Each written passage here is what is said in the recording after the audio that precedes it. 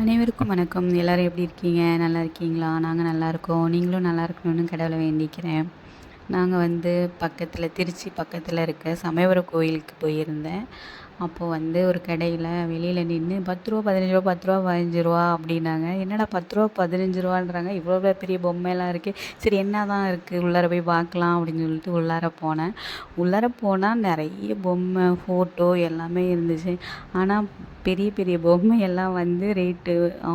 1000 அந்த மாதிரிலாம் இருந்துச்சு. சும்மா ரூ. 10 ரூ. 15 இந்த கிளிப்பு, வளையல் இந்த மாரி பொருள் தான். ஆனா ஒவ்வொரு பொருளும் ஒவ்வொரு ரேட் இருந்துச்சு. ஆனா பார்க்குறக்கு அழகா இருந்துச்சு. உள்ளார நல்லா ஃபுல்லா சுத்தி பார்த்தோம். பார்த்துட்டு சாமி ஃபோட்டோ எல்லாமே இருந்துச்சு. அப்புறமா சின்ன சின்ன பாபிகள் அந்த மாதிரி பொம்மைலாம் இருந்தது. பாப்பாவுக்கெல்லாம் பார்த்துட்டு, அப்புறமா எங்களுக்கு என்ன தேவையோ அத மட்டும் வாங்கிட்டு வந்தோம். பாப்பாவுக்கு வளையல், பொட்டு இந்த மாரி வாங்கிட்டு, அப்புறம் எல்லாம் சுத்தி பார்த்துட்டு வந்தோம். இந்த பொம்மையெல்லாம் பாருங்களேன், எவ்வளோ அழகா இருக்கு பார்க்கறதுக்கே. எனக்கு அப்படியே வாங்கிக்கலாம் போல தான் இருந்துச்சு. ஆனா வேஸ்ட்டா என்னத்துக்கு வாங்கி யார் விளையாட போறா அப்படின்னு சொல்லிட்டு வாங்கல. நெறைய இருக்கிற பொம்மையே வைக்க இடம் இல்ல அப்படின்ட்டு வந்தாச்சு. பாப்பா வேணும்னு சொன்னா.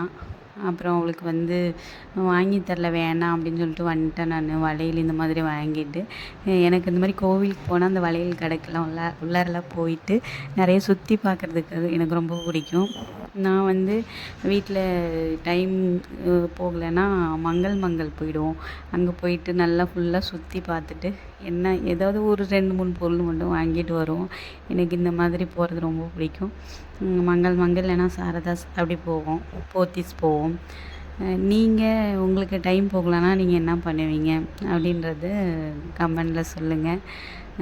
அப்புறமேட்டு நீங்க எந்த ஊர்லேருந்து வரீங்க? அப்படின்றது சொல்லுங்க. திருச்சி சத்திரம் வந்தீங்கன்னா, சத்திரத்துலேருந்து சமயபுரத்துக்கு அடிக்கடி பஸ் இருக்கு. அந்த பஸ்ஸில் நீங்க வந்துரலாம் அழகா. 10 நிமிஷம் எங்கள் வீட்டிலேருந்து போகிறதுக்கு 10 நிமிஷம் தான். நாங்கள் நடந்து கூட போயிடுவோம். நடந்து போனால் எங்களுக்கு ஒரு 20 நிமிஷம் ஆகும். உங்களுக்கு இந்த வீடியோ பிடிச்சிருந்தா லைக் பண்ணுங்கள்.